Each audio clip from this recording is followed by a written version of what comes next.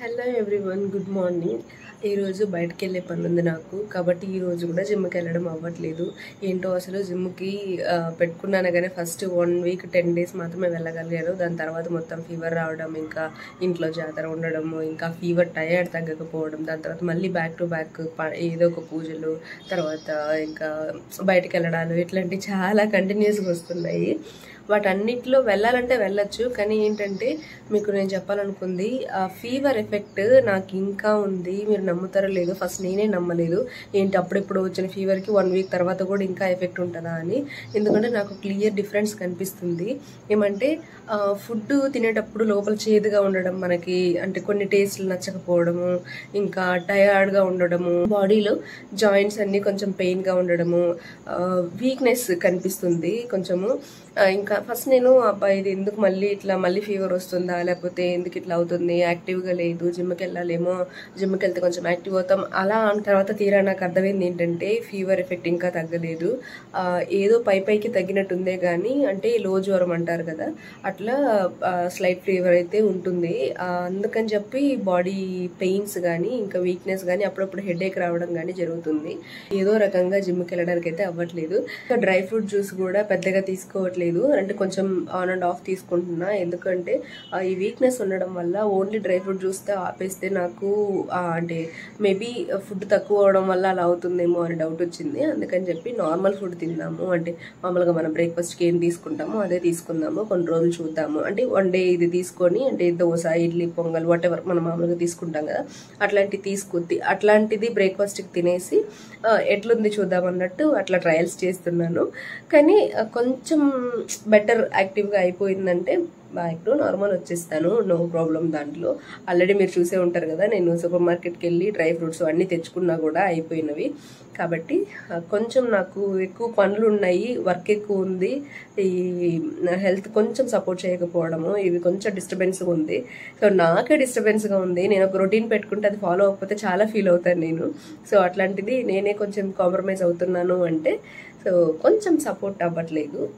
So నేనైతే వీలైనంత వరకు ట్రై చేస్తాను. వీటన్నిటిలో కామన్గా ఫాలో అయ్యేది ఏంటి అంటే ఇంటర్మీడియట్ ఫాస్టింగ్. దాన్ని అయితే ఆపడం కష్టం అనమాట.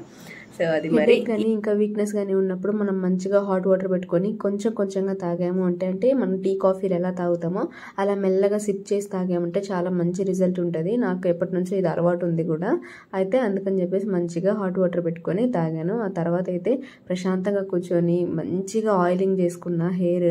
అసలు నాకు అనిపిస్తుంది ఎంత రిలాక్సింగ్ ఉంటుందో తెలుసు ఆయిల్ పెట్టుకుంటే. మనం ఆయిల్ ఇట్లా ఉచ్చి నెత్తి అంటారు కదా, అక్కడ పెట్టుకుంటే ఎంత హీట్ వస్తుందో బయటకి. నేనైతే ఇక్కడ హెయిర్ ఫాల్ అవుతుందని చెప్పి భలే ఫీల్ అవుతున్నా. నాకు ఈ మధ్య బాగా తగ్గింది. నేను అంతకుముందు హెయిర్ ఫాల్ లైట్గా ఉండేది, మళ్ళీ ఈ మధ్య నేను మంచిగా ఒక రొటీన్ ఫాలో అవ్వడం వల్ల భలే తగ్గిపోయింది హెయిర్ ఫాల్ మొత్తము. ఆ తర్వాత ఇప్పుడు మళ్ళీ వాటిల్లో అంటే ఇంట్లో కొంచెం ఈ పనులు వాటిల్లో బిజీగా ఉండి కొంచెము నెగ్లెక్ట్ చేశాను. అంటే హెయిర్ కేర్ అంటే నేను ఏమో ప్రోడక్ట్స్ ఏం వాడను. మీకు ఇంట్రెస్ట్ ఉంటే కామెంట్ చేయండి, నేను హెయిర్ కోసం ఏం టిప్స్ ఆర్ ఏం కేర్ తీసుకుంటాను అనేది నేను మీకు చెప్తాను కమింగ్ వీడియోస్లో. అయితే ఇంకా ఈ మధ్య కొంచెం డిస్టర్బెన్స్ రావడం వల్ల హెయిర్ కొంచెం ఊడుతుంది, అది చూసి చాలా ఫీల్ అవుతున్నా. అయితే మా ఆయన దానికే అంత ఫీల్ అవుతున్నావా అనేసి అంటున్నాడు. అమ్మాయిలందరికీ మోస్ట్ కామన్లీ ఉండే బిగ్గెస్ట్ ప్రాబ్లం ఏంటో చెప్పండి, హెయిర్ ఫాలే కదా. సో అది లేని వాళ్ళు సూపర్ లక్కీ మీరు.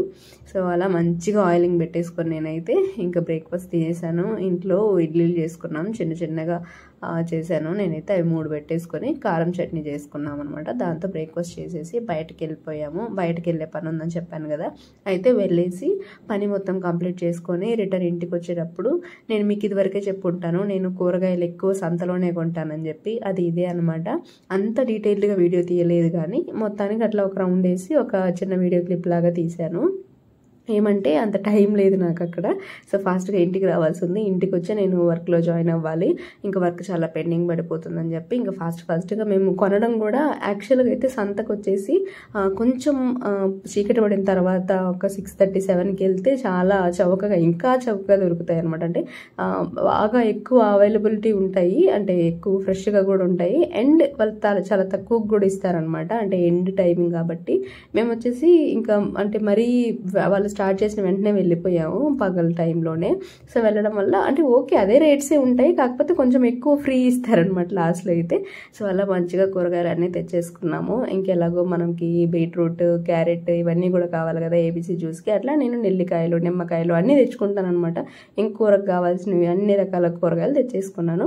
సో ఇంటికి వచ్చేటప్పటికి బాగా ఆకలేసింది. మధ్యాహ్నం లంచ్ చేయలేదు, ఆ లంచ్ డిన్నర్ కలిపినట్టు వచ్చేటప్పుడు మేము మినీ మీల్స్ అన్నట్టు మిక్స్డ్గా ఇవి తెచ్చుకున్నాము. ఇందులో అన్ని రకాలు పెరుగన్నము, vegetable rice, sambar rice, chapati అన్నీ ఉంది. ఫుల్గా ఇదైతే తినేసాను కంప్లీట్గా. ఇదే ఈ రోజుకి నా biggest meal. Dinner and lunch కలిపి తినేసాను. ఈరోజు వీడియో అయితే అంతే. వీడియో ఎలా అనిపించిందో వీడియో చూసిన తర్వాత లైక్ ఇవ్వండి. మీకు ఏమైనా డౌట్స్ ఉంటే కామెంట్ చేస్తే నెక్స్ట్ డే వీడియోలో దాని గురించి మాట్లాడతాను. మీరు ఏమైనా డౌట్స్ ఉంటే అడగండి అబ్బా, నేను మాట్లాడతాను. సో మర్చిపోకుండా కామెంట్ చేయండి. నెక్స్ట్ డే వీడియోలో మళ్ళీ కలుద్దాం. Until then bye bye, take care.